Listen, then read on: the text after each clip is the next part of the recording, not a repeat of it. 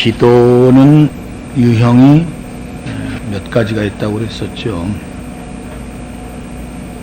처음에 하나님과의 관계가 제대로 안 되었을 적에는 기도를 할 줄 몰라서 쩔쩔매다가 강한 충격을 받게 되면 그 속사람이 뒤집혀서 참 감당할 길이 없는 아픔과 더불어서 하나님 앞에 자기 모든 것을 드러내죠. 그리고 죄 사하여 주시기를 원하는 간구의 기도를 하게 되고요. 그런 기도는 그 후에도 성도로서의 면모를 갖추면서 늘 필요하기 때문에 은혜를 짙게 받는 만큼 간구의 기도는 정비례하지요.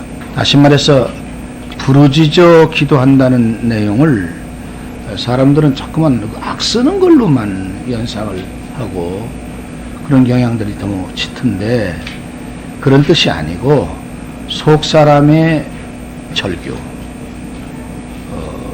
감추지 않는 모든 것을 다 드리는, 맡겨드리고 펼쳐드리는 작업. 그래서 그러다 보면은 세세한 사연들을 다 낱낱이 아뢰지 않고는 견딜 수 없게 되죠. 그것을 도고라고 하죠. 도고. 마치 이것은 생활 속에서 부부나 부모 자식 간의 정상적인 관계라면 생활 보고 사건 보고 기쁨 보고 다 얘기하는 거 마찬가지입니다. 하나 된 사람들은 그렇게 해야 옳습니다. 물론 우리는 인간적 약점을 가졌기 때문에 대화를 많이 하다 보면 오히려 허물없고 이물없어져 가지고 예의를 갖출 줄 몰라요. 그러니까 경우가 없어지는 거죠. 그래서 약점까지 자꾸 노출하거나 함부로 보는 수가 있죠. 여러 차례 얘기했습니다마는 가까운 사이라고 해서 질서나 위계나 소중함을 무시해도 좋다는 건 아닙니다. 이거는 비인격입니다. 인격적인 질서가 있는 가운데서 서로 나눠야 될 것, 서로 알아야 될 것은 다 알려주는 그것이 원칙이죠. 그래야 파탄도 없고 그래야 관계의 험악함도 없어집니다. 또 뒤집어서 말하면 이 파탄이나 사건 그 자체는 외부적인 것일 수 있기 때문에 영적인 시각으로 본다면 원수나 세상이 그를 타고 들어온다 이 말이죠. 아주 주의해야 됩니다. 하나님께 줄곧 보고드리고 아뢰지 않으면, 사정을 아뢰지 않으면 우리는 타고 들어오는 악한 세력을 시험으로 받게 됩니다. 그런 경우 많죠. 김새가 이상해 그러면 이상해지면 눈치 보면서 슬슬 피하면서 그런 경우 있지 않습니까? 그리고는 이렇게 하다가 그당 어떤 그 단계를 넘으면 그 다음에는 이제 자기 변명, 역습, 뭐 이런 여러 가지 슬픔, 반기 이런 것들을 자꾸 동원하거든요. 이거는 사실은 야고보서 제1장에 있는 말씀처럼 시험에 들지 않도록 주의하라 하신 말씀이었던 거고, 또 예수님도 시험에 들지 않도록 기도하라 하신 그 말씀을 같은 겁니다. 시험은 달리드는 게 아니거든요. 주님과의 사이를 이거 아닌데 하면서 뛰는 것, 또 내지는 기도하고 싶지 않을 때, 또 기도를 피할 때, 기도에 게으를 때 사실은 기도해야 돼요. 그때는 지금 불안정한, 그리고 어떤 세력이, 보이지 않는 영적 세력이 침투해 들어올 수 있는 기회를 허락하는 것밖에 안 되거든요. 아주 주의해야 됩니다, 여러분. 그때는 좀 억지로라도 기도를 해야 돼요. 그때야말로. 왜 그러냐면 열심이라는 것은 답은 의도적인 것이 있는 거거든요. 의지적인 게 있으니까요. 열심을 내지 않으면 기도는 자꾸 누그러지는 겁니다. 육신과 세상, 절박한 일이 없으면 처음에는 위기가 올 때 낙심했다가 위기가 있으면 참 급해지면 중증이 된 다음에 할 수 없이 기도한다는 거예요. 이거는 나락에 떨어진 다음에 기도이기 때문에 좋게 해결돼봤자 원상회복만 되는 것도 다행으로 알아야 되거든요. 그런 늘품이 없어요. 진취적인, 건설적인, 건강한 성숙도를 가질 수 없단 말이에요. 기도 그러면 우리는 쉴 때만 하는 걸로 알고 있거든요. 누가복음 제18장 1절로부터 8절 사이에 주님이 표현해 주신 그 내용을 기도라고 하는 것은 하다가 내가 잘나고 똑똑한데 하다가 안 되면 아쉬우면 주님 해결해 놔 이렇게 한다는 말이지. 기도라는 건 그런 게 아니에요. 사건만 저질러 가지고 그래 놓고 나서 해내라고 한다면 참 힘든 얘기거든요. 관계의 훼손이 아니 될 수가 없다. 본인이 관계를 훼손시켜 놓고 자꾸만 그 책임이나 혹은 해결책은 상대에게 하라. 이거는 정당한 관계의 지속이 아니다. 그래서 기도를 해서 미리 기도해야 되고 또 쉬지 않고 기도해야 되고 기도 있을 때는 다 털어놔 버려야 돼요. 정말이지. 감추면 답이 안 나와요. 뭔가 이 계산법을 놔두고 기도하는 척하면 주님 다 읽으시는데 또 자기 자신에게 내면적 문제가 무엇인지 본인도 어렴풋이 알고 있거든요. 그건 때로는 똑똑히 알고 있는데도 그것을 주님 앞에 털어놓지 않기 때문에 토설치 아니하는 것을 인하여서 억압을 당하는 것이죠. 이런 건 아주 주의해야 됩니다. 그래서 생활 속에 끊임없는 쉬지 않는 기도는 바로 도구다.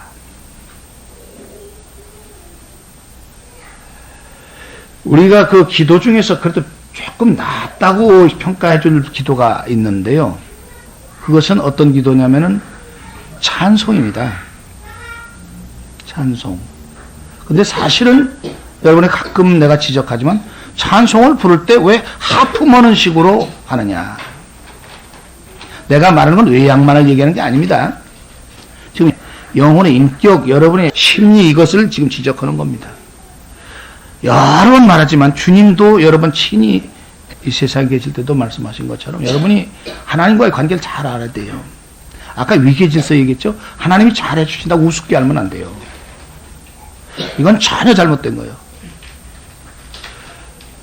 가장 좋은 곳으로 누가복음에도 그 말씀이 있습니다만 예수님 친히 하시면 가장 좋은 곳으로 들지 않는 짜투리는 주님이 기뻐 받으시질 않아요. 연락이 안 돼요. 주님이 욕심쟁이라 그런 게 아니에요. 여러분의 마음도 마찬가지고요. 여러분의 입술의 기운도 마찬가지고요. 여러분의 기도도 마찬가지고 여러분의 찬송도 마찬가지예요. 왜 새벽 예배나 기도가 귀하냐? 제일 먼저 내가 몽롱한 의식에서 육체가 쉬고 있었다가 깨어났을 때 제일 먼저 주님께 드리는 거예요. 나의 생활과 나의 마음을 주님께 제일 먼저 드리기 때문에 그 새벽 예배가 귀한 것이에요.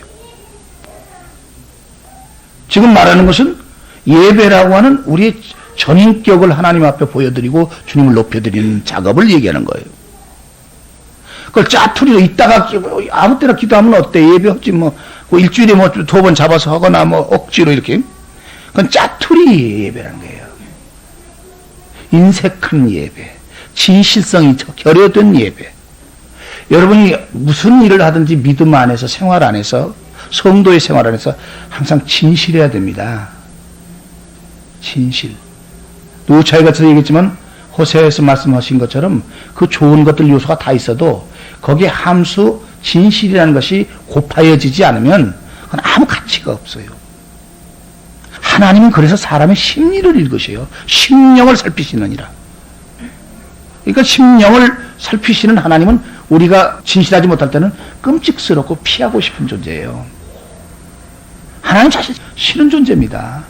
천빌고 그리고 설마 그러지 않기를 바라죠. 그러나 하나님은 밝히보셔요. 하나님하고 대적하기를 언제까지 할 거예요? 하나님을 피하여 가기를 언제까지 할 거냐고. 그러니까 안 될 얘기.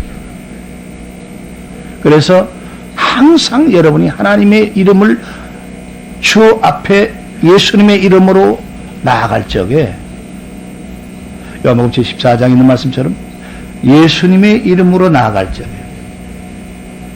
진정 진실하지 않으면 됩니다. 찬송가도 짜투리로 들지 말아요. 감사도 짜투리로 하지 말아요. 소홀하게 우습게 알지 말아요. 성경에 수백 군데 수천 군데가 그런 내용들이 쭉 나오지 않습니까? 금년에는 여러분하고 나하고 사이가 좀 덜 좋아질, 더 나빠질 한 해가 될지도 몰라요. 왜냐하면 이제 신년 벽두부터 말씀이 아니게 그냥 나갈 거니까. 벌써 보십시오.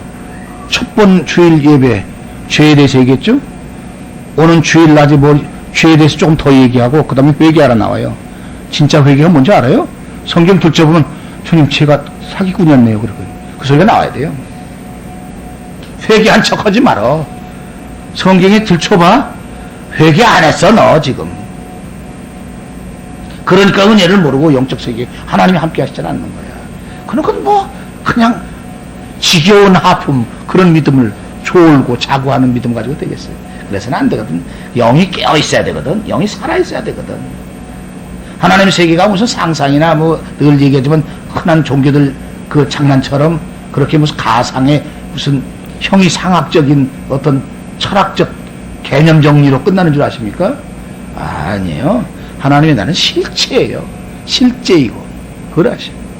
그래서 찬송하실 때에도 진실함으로 하죠. 왜 이 말을 하냐면 그래도 좀 나은데 라고 하면서 얘기 다른데 찬송을 하긴 하거든요. 정기적으로 얼마간. 근데 진정한 찬송이란 뭐냐? 속으로부터 터져나오고 우러나서 기뻐서 하는 찬송이. 단순히 그 노래만 한 게 아니에요. 기쁜 소리 들리는 그 찬송만 기쁜 게 아니고 아 기쁘다. 내가 어찌 주에게서 떠나가서 떠살았을까. 그때만 곡이 그러니까 기쁜 척하는 게 아니라 모든 우러나는 찬송 여러분의 영혼의 그 좋은 환호가 그 찬송이 되겠다. 그리고 정성으로 드리는 것이 찬양이죠.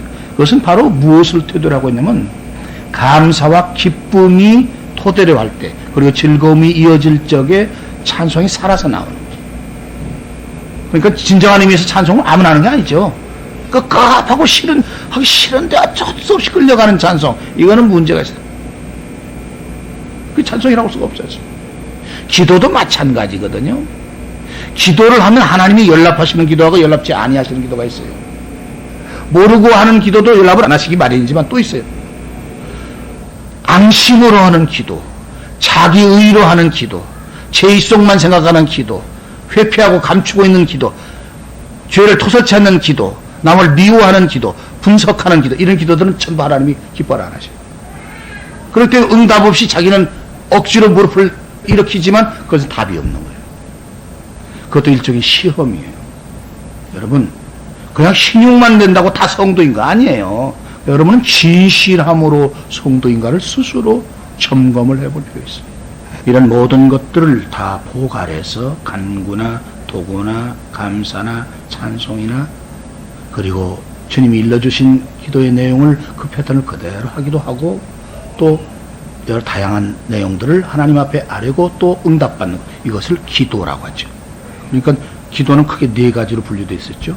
하나는 간구, 또 하나는 도구, 또 하나는 기도, 또 하나는 감사와 찬송. 이렇게 네 가지. 그것이 쉼 없이 생활받아야 돼요. 그래 하나님이 막연한 허상이 아니고요. 하나님이시라면요. 살아계시는 실전과 능력을 펼쳐주시는 함께 계시는 하나님이시라면 여러분은 그 하나님을 만나야 돼요. 내가 볼 적에 좀 싫은 소리일지 모르지만 내가 아무리 외쳐도 여러분이 하나님을 실제로 인식하거나 긍정하기는 쉽지 않을지도 몰라요. 그건 일종의 아픔이고 몸부림이죠. 그래서 여러분은 결단을 내고 그 단계를 돌파하기 위해서 거듭 말하지만 진실해야 돼요. 신령함을 사모해야 되고요. 진정으로 하나님 이름을 불러야 돼요. 그래서 우리는 이런 모든 유형의 기도를 해야겠다. 모든 기도와 간구는 간절함이니까 진실함과 맞물리는 거죠. 그럼 왜 이 기도와 도구와 간구를 하라고 하는가? 그것은 하나님의 세계는 초자연적 세계이기 때문에 좀처럼 진실하지 않으면 하나님이 안 가르치셔요. 안 보여주세요. 그걸 알아야 돼요. 내가 볼 때는 여러분들이 뭐 거짓되거나 사기성이 많다 그런 얘기 아니에요. 알고자 하기는 한데 간절함이 없어요. 간절함이 없기 때문에 단안을 못 내리는 거죠.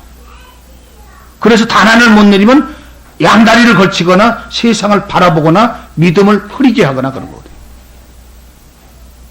그러니까 응답도 받을 수가 없죠. 내가 말하는 응답이라는 것은 주여 믿습니다. 그런데 돈이 벌어진다. 그런 유치한 거 얘기 하는 거 아니에요. 그거는 오히려 죽는 거예요. 죽임으로 당하는. 막말할까요? 돈을 사람은 일만하기 불이에요. 그걸 갖다 축복이라고 떠들어대? 말도 안 되는. 그 자격이 잘 된다고 푸른때같이 몰리는데 목사님 뭐냐고? 어떻게 말하냐고? 성경에 써있어. 지금 보여줘? 너는 지금 물질을 믿고 있는 것이야. 너는 지금 예수님의 말씀은 아주 우습게 하는 것이야. 예수님은 분명히 말씀하셔요. 돈이 많으면 없어요. 돈을 사랑하거나 미련 두거나 부자는 천국에 들어가 결코 용납이 절대로 안 된다 말씀하셨어요. 아멘. 절대로 안 돼. 그 돈 버는 그 사람들이 예수 믿었고 복받은, 아니, 돈 계산 제대로 해봐야 돼. 그 계산한 법이 따로 있어. 피해 일어나고, 주님, 축복하셔서 감사합니다. 이것조차 주님은 용납 안 해. 아멘. 그것조차 용납 안 해. 안 하셔. 그러니 얼마나, 그래서 지금 내가 여러분하고 나누고자 하는 얘기들은 어떤 물질이나 정욕이나 육체나 사람들이 말하는 그런 행복이나 그걸 얘기하는 게 아니에요. 영생성하고 관계 있는 얘기를 하자는 거예요. 우주적이란 말이에요. 영생성. 그 모두들 뭐합니까? 예수님은 영생 주시려고 오셨는데 우리는 이 세상 것 달라고 자꾸 한다면 이건 완전히 예수님 상관없는 얘기 아니겠습니까? 그래 안 그래요? 그렇죠. 그래. 그래서 진실됨에 간구 기도, 모든 기도와 간구로 하되 그것도 틈 생기면 안 돼. 무시로 해야 돼. 틈이 생기면 틈 생긴 만큼 헛바람들. 그러면 뭐 예수님 거듭난 사람도 그래요? 거듭난 사람은 거듭났다는 게 쉬운 게 아니야. 그래서 거듭난 사람은 틈을 줄 수가 없도록 하나님의 강한 흡인력에 의해서 성령으로 인도를 받는 거지. 그래서 거듭난 사람, 거듭나지 않은 사람, 거듭났다는 단어나 무슨 뭐 중생이라는 단어를 여러분 들을 수 있겠지만 실제적으로 거듭난 사람은 참 드물어. 금년에 실제 거듭나는 것이 무엇인지를 여러분에게 말씀으로 차원을 깊이 하고 높게 하고 넓게 해서 더 얘기할 테니까 금년에는 필경 거듭났으면 좋겠어. 이제서야? 아이고 이제서라니. 야곱은 언제 거듭났는데 말하자면 요번 몇 살인데 회개할 때가 목사님 잠깐만요. 따로 딱 불러내요. 목사님 저 거듭났습니까? 안 거듭났습니까? 거듭 안 났어 자스가. 여러 말 할 거 없어. 그런 뚱딴지 같은 질문하는 그 자체가 거듭나지 못한 거야. 안 그래?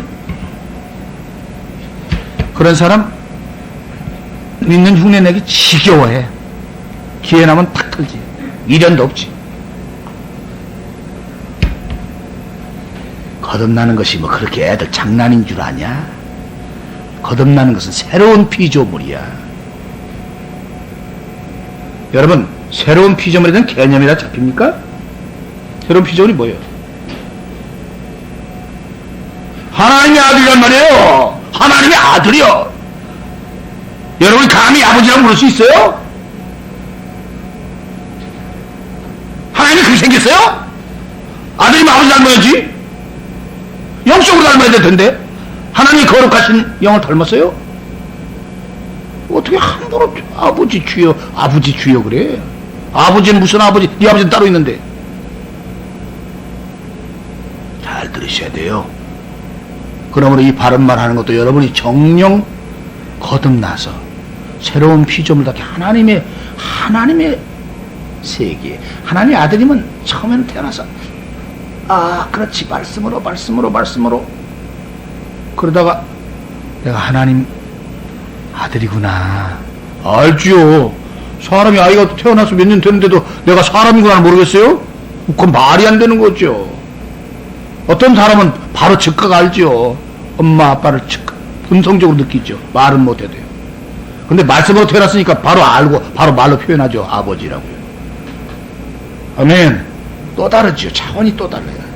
지금 비유와 실제를 이렇게 같이 이 얘기를 여러분에게 하고 있습니다만은 그 하나님의 자녀를 출생하면 인생관이 전혀 달라져 버려요. 그 뚱딴지같이 그 어설프게 양다리 걸치고 피곤해하고 취해지고 그거 없어. 확 달라져 버려. 삶의 근거도 출신도 적도 소속도 하는 짓도 뜻도 계획도 다 달라집니다. 새로운 피조물이 달라지기 마련 아니겠습니까? 당연히 달라져야죠. 세상의 자식도 아니고 마귀 자식도 아닌데 하나님의 자식은 달라야지요. 그는 영의 사람이거든요. 새롭게 태어난 영의 사람. 목사님 말씀은 옳은 것 같은데 들을 때는 자꾸 쫄아지고 어떻게 보면 좀 뜨거우려고 그래야 해야 되겠다고 하는 것도 인정은 하는데요. 목사님 그러면요 지금 얘기하신 대로면 좀 어떨 때는 기분이 좋다고도 어떨 때는 기분 가지고 말하지 말고 심기 가지고도 하지 말고 심령으로 말하자고. 믿음은 기분이 아니니까 기분은 수시로 바뀌는 거야. 심령으로 변화해야지. 말씀도 마찬가지. 목사님 괜찮네. 이건 좀 메모했다가 써먹고 신비에 새겨야지. 돌팍 같은 네 신비에다가 조각해야지. 영원토록 조각해야지. 알았어요? 하나님의 사람이 흔한 것 같아요. 그래서 들어보니 어때요? 맞죠? 맞다면 하나님의 사람이 흔하겠어요? 흔치 않죠. 복의 기회를 상실하지 마세요. 진심으로 받는 거예요. 얼마나 큰 복입니까? 장소 옮겨보세요. 껄랑뚝딱해서 행사 만들고 감투 주고 안 그렇습니까?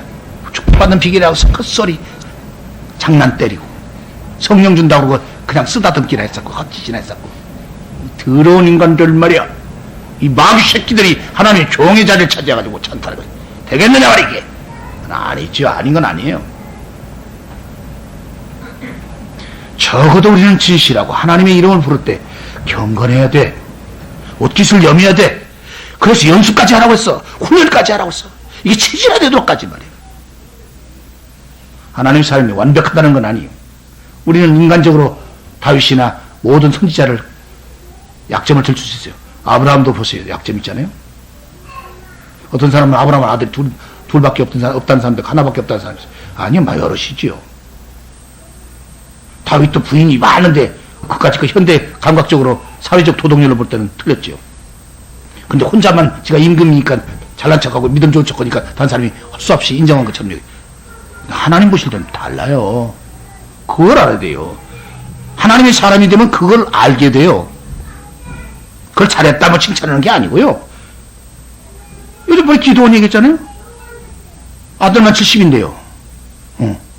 그 한 배에서 낫겠어요? 이거 무슨 얘기하고 있어요?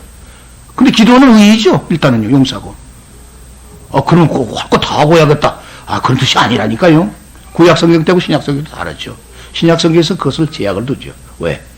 새로운 질서를 위해서 더 차원 높은 질서를 위해서 금하도록 하라. 아멘. 예수님 이전과 예수님 이후가 다르니까. 그래서 영생 얻는 사람도 예수님 이후가 훨씬 많죠. 짧은 기간 동안에도. 동의하십니까? 그래서 정상적인 믿음의 궤도를 가야겠다. 그럼 목사님 말씀하신 대로라면요. 정말로 새로운 사람이 되어야 될 터인데 그거 어떻게 할까요? 그 모든 작업은 오늘 본문에 써 있어. 성령으로 되는 게요. 성령으로 되는 건 비밀스럽잖아요. 성령이 보여야지 쉽지. 성령을 팍 느껴버리면 얼마나 편하겠습니까? 근데 안 되거든요. 성령으로 된다면. 근데 아는 사람은 알고 성령 안에 있는 사람은 그들은 알거든요. 여러분이 만약에 그걸 솔직히 모르겠는데요. 그러면 여러분은 성령 밖에 있는 거예요. 여러분이 아버지 품에 안겨있는데 그걸 못 느끼겠습니까? 하도 자주 안겨있어서. 여러분이 사랑하는 사람의 품에 안겨서 보응을 받고 있는데 그걸 못 느껴? 내가 집 안에 들어왔는데 집 안이 집 밖인지 몰라? 그건 말이 안 되잖아. 그건 말이 안 돼. 아무리 믿음이 소위 육체적인 감각이 아니라고 하지만 믿음의 감각도 있는 거니까. 아멘. 그렇지 않습니까? 믿음의 감각이 있거든요. 몸에도 영의 몸이 있듯이 믿음의 감각이라는 게 있는 거예요. 성령, 그 어른, 귀하신 어른의 하나님의 거룩하신 영에 의해서 이 일이 될 터인데, 이렇게 되기 위하여서는 성령 안에 있어야 되겠다. 딱 답이 나와 있어요. 그러니까 한 말씀, 한 단어 속에 답이, 그 문장상 완벽하게 답이 있는 거예요. 그래서 성경이에요. 아멘. 그 진실함은 보여주신다고 해요. 진실함으로 되는 거지 무슨 재주로 되는 거야? 장난하는 거야? 지금 재주 부리는 거야? 하나님의 세계를 인간 재주로 거기에 다 섭렵하고 커버할 수 있는 거야? 알 수 있는 접근도 안 되는 거야. 아멘. 그런 식으로 하면 무슨 장인들이 다 뭐 하나님 나라에서 최고게? 아니, 천만의 말씀. 하나님의 세계는 신령과 진정으로 접근되는 것이야. 예배가 연락된단 말이야. 아멘. 연락하시면 연락되도록 예배한 사람에게 은혜를 주시는 거예요. 그러니까 비밀이 나타나는 거죠. 성령 안에서. 성령 아니라고 푹 둘러싸야 되는 거예요. 성령을 걸치고 그거 아니에요. 성령을 손잡고 그거 아니에요. 성령을 조금 바라보고 성령을 맛보고가 아니에요. 그 정도가 아니에요. 성령 안에서예요. 성령 안에서라는 건 성령 그 어른에 폭 빠져 있는 거예요. 성령은 여러 가지 비유로 얘기했지만 깨끗함으로 말하면 목욕탕이에요. 목욕탕에서 더 깨끗했어요. 그러니까 아니 굵은 때를 깨야지 그러면은 집에서 아파트에 서던 사람들도 그 목욕탕 찾아가는 사람도 있잖아요. 그건 뭐예요? 탕에 푹 쳤다. 여건이 좋게 됐다. 깨끗하게 씻어냈다. 성령의 은혜와 은사들 마찬가지겠죠. 흠뻑 적셔져. 안에 있다는 말은 흠뻑 적셔진 거예요. 성령 안에 있느냐? 예수님 안에 있느냐? 성령 안에 있느냐? 그렇다면 이해가 되는 것이다. 그러니까 기도라고 하는 것은 성령 안에서 해야죠. 여기서 우리가 반드시 짚고 넘어가야 될 부분이 있죠. 그러므로 우리는 성령 받기를 구하여야 됩니다. 아멘. 구체적으로 기도하십시오. 이렇게 기도하십시오. 주님, 저요 지금까지 믿는다고 참 세월 됐잖아요. 주님 아시네. 근데요 지가 어설프고 모자라겠지만요 참 송구스럽지만 또 주님 다 읽으시니까 망정이지만 저 딴에는 또 진실한 부분도 조금은 있거든요. 진실한 부분 조금만 가지고 안 되겠지만 그래도 그냥 긍휼을 베푸시는 주님, 넓게 항상 기다리시는 주님, 저희 시간 원하는데요. 주님 정리할 건 정리하게 하시고요. 성령, 약속의 성령을 제게 주셔서 더 밝게 알게 해주시면 감사하겠어요. 기도하세요. 아주 기도문 써준 거예요 지금 여러분에게 말로. 그렇게 기도하세요. 그래서 여러분 이 시간 이후에 성령이 역사하셔서 이 비밀한 것들과 이 하늘 세계에 참 신령하고 정말 가슴 벅찬 귀한 것들을 제대로 경험하지 못한다면 그렇게 기도를 하세요. 성령을, 약속의 성령을 내게 허락하여 주소서. 뻔뻔스럽다고요? 그럼 뻔뻔스러운, 뭐가 뻔뻔스러운가를 고백하세요. 성령께서 그거를 짚어주실 거예요. 자신의 믿음을 때로 점검해야죠. 좋은 차량, 고급 차량도 오히려 더 정비소에 자주 가지 않습니까? 점검하기 위해서. 마찬가지 똑같은 게. 우리가 무슨 양질이 됐는지, 양질이 조금 못 됐는지는 우리가 스스로 자만할 수는 없는 것이지만 하여튼 간에 우리 믿음을 가끔 둘러볼 필요가 있죠. 성경에도 여러 번 권고하셔. 다시 말하죠. 여러분은 성령에 의하여 살고 있습니까? 여러분이 권고합니다. 성령으로 살아야 돼요. 인간으로 살지 말고요. 억지로 살지 말고요. 혼적 발동으로 살지 말고요. 가짜로 살지 말고 세상 것으로 살지 말고요. 흉내로 살지 말고요. 사이비로 살지 말고요. 성령으로 사세요. 아멘. 근데 성령을 받는 방법이 이제 성령의 소중함은 어느 정도는 우리가 계략적으로 인정하니까 과연 그래야 되겠다는 얘기를 지금 이 시간에도 맞아 목사님 그거 맞아요. 거기까지는 찬동을 하고 똑같은 동의를 하거든요. 근데 문제는 그렇다면은 성령이 내게 오시도록 하는 방법에 있어 첫째 성령을 구하기로 했죠. 그건 예수님 친히 말씀하셨죠. 누가복음 제 11장과 마태복음 제 10장에 상세하게 써있죠. 특히 누가복음 제 11장에는 하늘에 계신 너희 아버지께서 성령을 선물로 주시 아니하시겠느냐라고 말씀까지 하셨습니다. 은사로 주시는 거예요. 그러면 받으면 주세요 하고 내놓으라는 식으로 해가지고 무조건 하나님이 영생을 관할하실 성령을 그냥 주시겠느냐? 그건 아니죠. 여러분 입장을 바꿔놓고 생각하십시오. 여러분이 아주 소중하고 여러분의 전인격이고 여러분 생명인데 내놔 그러면 내놓겠습니까? 그렇게는 못하죠. 영원한 생명이냐 사망으로 가느냐는 열대를 쥔 그 성령님을 여러분의 전 재산과 여러분 통장 번호와 여러분의 집키를 여러분의 재산 문서를 그거를 그냥 밑도 끝도 없이 내놓으면 여러분 다 주겠습니까? 아니죠. 신뢰가 가는 사람에게만 주죠. 아니 그것도 하나가 되는 사람에게만. 아멘. 신뢰도 조금 보면 저도 조금 추첨거리다 주지 않겠습니까? 어느 정도면 진짜 신뢰냐? 그럴 사람도 아니지만 그 사람이 다 가져가도 난 유감 없어. 그런 사이. 아멘. 이런 사람이 많은 사람은 행복한 사람이에요. 복 있는 사람이. 얼마나 좋습니까? 인격과 인격이, 전인격이 서로 믿고 있다는 거, 그거 아름답지 않습니까?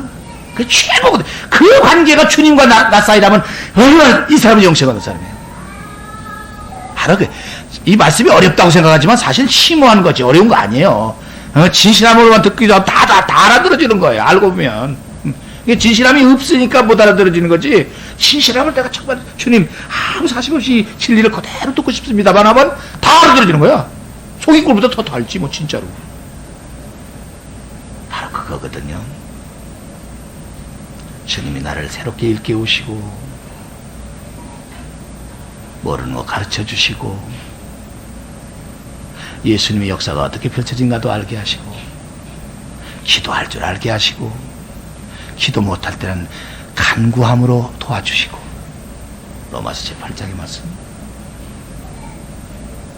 그 성령이 내게 계신다면 난 성령으로 살지요. 성령은 그러면 어떻게 누구에게 오실까를 우리는 살필 필요가 있습니다. 내용은 웅대하지만 길은 아주 간명합니다. 간단하고 명확하다 이 말이죠. 간명합니다. 그 해답은 사도행전 제2장 38절에 있습니다. 베드로가 저에게 대답하여 가로되라고 써있죠. 뭐라고 했습니까? 우리는 지금 사도행전 제37절과 제38절을 말씀 나누고 있습니다. 37절. 저희가 이 말을 듣고 마음에 찔려 베드로와 다른 사도들에게 물어 가로되 형제들이여 그러면 우리가 어찌하면 좋겠습니까? 얼마나 좋습니까? 꼬이지 아니한 마음, 확 튀는 마음, 편안한 마음, 하나님께 범사를 시인하는 마음, 하나님께 원망 돌리지 않는 마음. 이게 믿음이, 이게 마음밭 좋은 믿음이에요. 그러니까 은혜가 거기에 임하여지는 거죠. 믿음은 그렇게 가지는 거예요. 믿음이 복잡하고 뭐 어렵고 그런 게 아니에요. 마음에 찔려서 담백하게 사도들에게 질문한 사람들, 이 사람들이 복받죠. 악감으로 질문한 건 아니거든요. 떠보려고 한 것도 아니고 비꼴려고 도 아니고. 그러면 어찌하면 좋겠습니까? 그랬더니 베드로가 대답했죠. 38절. 베드로가 가로되 너희가 회개하여, 회개가 제일 순이에요. 회개란 무엇이냐? 여러분 회개를 들을 적에 우리 입장, 우리 보통 금시대에 우리 일반 모든 사람이 포괄적으로 담아지는 인격에 대한 회개를 많이 들었기 때문에 가끔 자칫 의구심이 스쳐갈 겁니다. 예를 들어서 이삭은 언제 회개했어요? 그죠? 그 야곱은 쉽게 접근이 되고 이해가 되는데요. 그 아바이 이삭 동문에 이해가 안 됩니다. 그럴 수가 있죠. 이삭은 언제 회개했나요? 회개했을 뿐 정도가 아니라 세례를 받았죠. 하늘 세례 말이에요.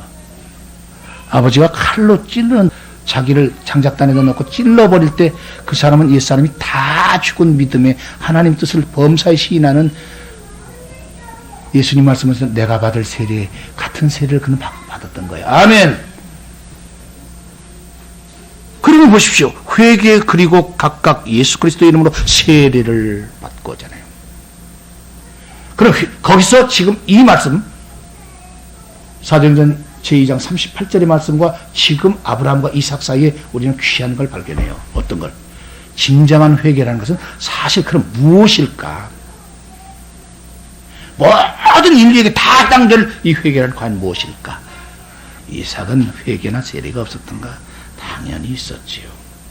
회개란 하나님이 펼치시는 모든 것을 긍정하는 예의 마음의 상태로 돌이킨 것을 회개라는 것입니다.